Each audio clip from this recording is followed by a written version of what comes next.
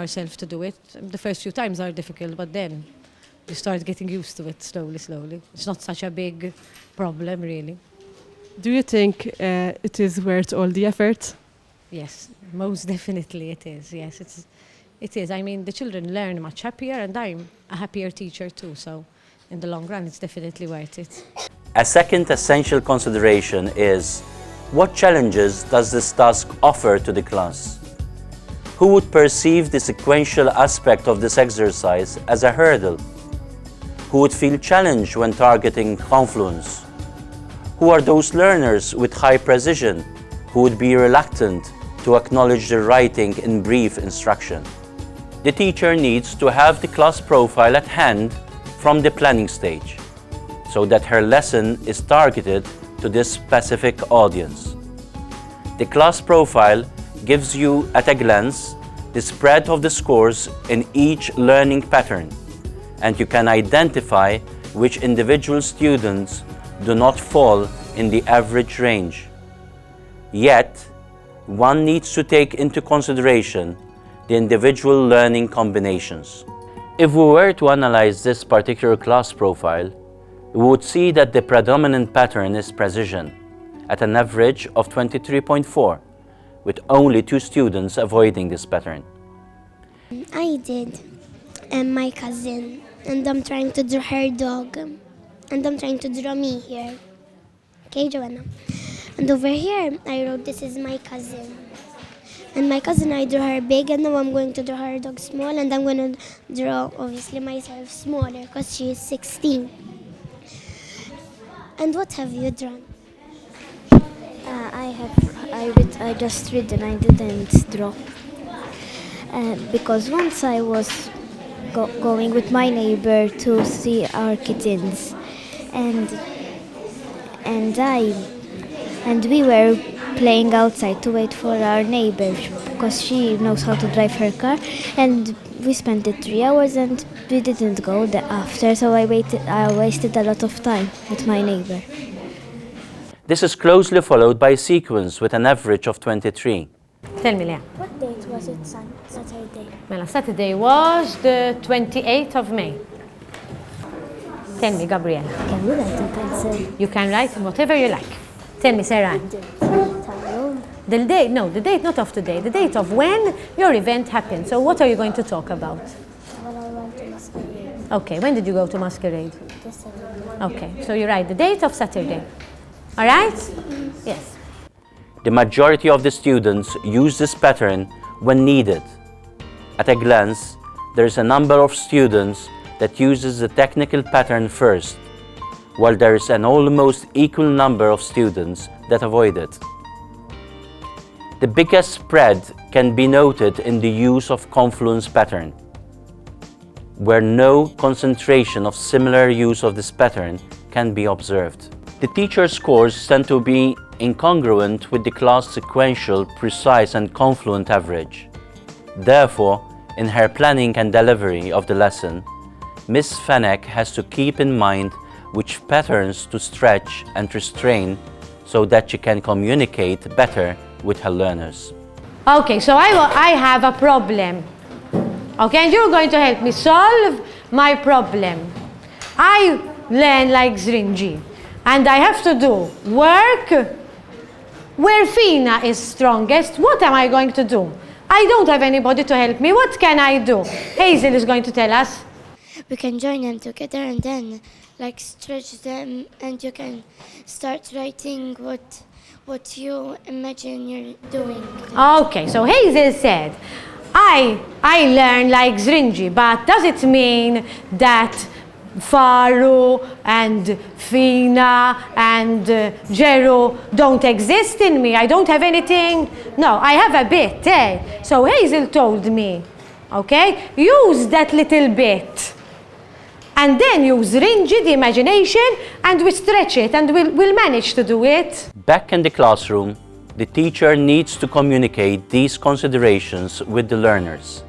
She would encourage dialogue about the requested patterns and which strategies can be adopted. Not long ago, we talked about this. We said that Martina is going to find it or might find it hard hopefully now, with our friends, she shouldn't find it so hard.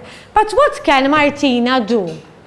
Martina can do lots of things, and not only Martina, many other girls. She can do lots and lots of things. Do you want to tell us? She can ask for help. Okay, who is she going to ask for help?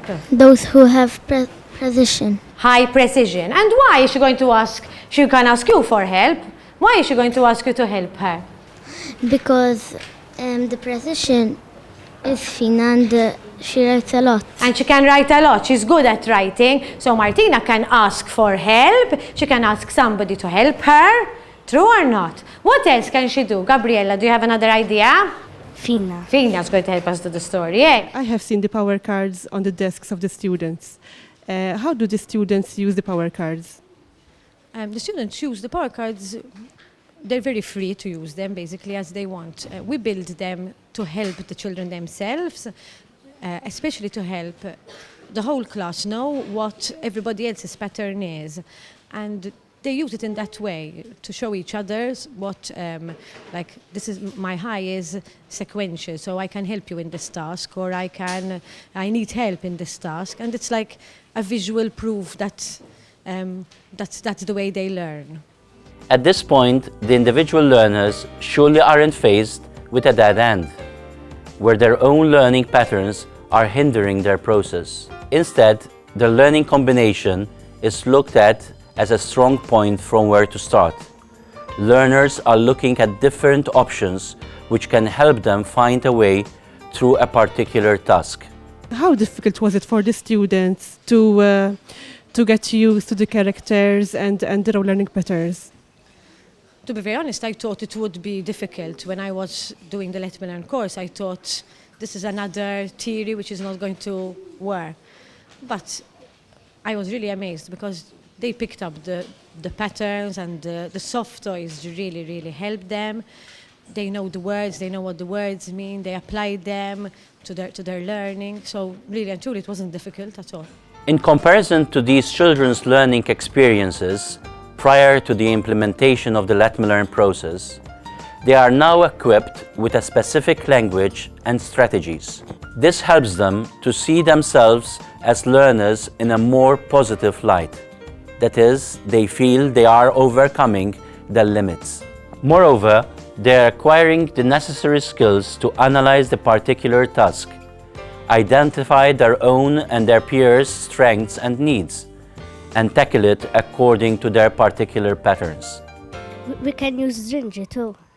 Why can you use Ringy? Good, Gabriella, why can you use Ringy? Why is he going to help use Ringy? To paint. Okay, because you are going to draw something, you're not going to write. So, okay, Ringy is going to help you there. Okay, so do you want Ringy to help you? Okay, he's coming. Jay has Ringy, all right? Ready? Aqbada. For instance, we can take a look at Christina's learning combination. She scores highest in confluence, so she realized that she would need to do like Jeru. She needs sequence in order to organize her ideas in her writing. And she also needs her peer, Martina, to help her in precision. Christina, what else can Martina do? Miss Martina, she can help me write the story because I need to write a lot of information about the story. But as well, to me, Jeru will help me as well because I will have to write the conclusion and the introduction and the body, and I'll have to write the story, what happened after each other. Yes, of course, that's a very good point, actually. Very good, Christina. We are witnessing a self-evaluation of her learning patterns and the route she must take to make these patterns work for her according to the demands of the situation. Nevertheless, learning is also a social experience. Learning tends to happen when learners collaborate in groups. It's important that the teacher is well aware of the learning patterns of the different learners. Ideally, groups should be as diverse as possible, each consisting of different learners with high scores in different learning patterns. Let us take as an example Group 4, made up of Juliana, Leah, Jessica, Joanna, and Emily. This is their usual seating place, and thus it's much easier to form a learning community. On Sunday, we went in a pool, and in this pool, I was freezing, and I catch the cold. Belonging to a learning community becomes an intentional exercise once you know your peers' learning combinations. One's own learning process is enhanced once you learn to observe your peers at work. In this group, the precise pattern is predominant. 2 of the 4 learners are strong-willed. That is, they use 3 or more of the learning patterns first. Myra, I talked about Saturday when we went to the sea and I saw something strange. It was a fish. Was it interesting? Yes. What was it really? What was it really? It was something like a snake, the snakefish. This video takes an unusual route. Not only are the learners the center of its interest, but we are also looking at a cross-section of a process which can never be a fait accompli. We are looking at a teacher who over the past months has been developing modes of communication with pupils in her class. This language is intimately woven with the texture of the process of learning. We are looking at learners who are talking about themselves and their learning processes with a clear sense of ownership. Ms. Fenech's work interlays the Let Me Learn process, both as a language and as a concept in the day-to-day running of the class. Now it's clearer where the teacher and the learners stand. This video is portraying a particular story in which the protagonist's view of learning is a positive one, and they feel just that, protagonists.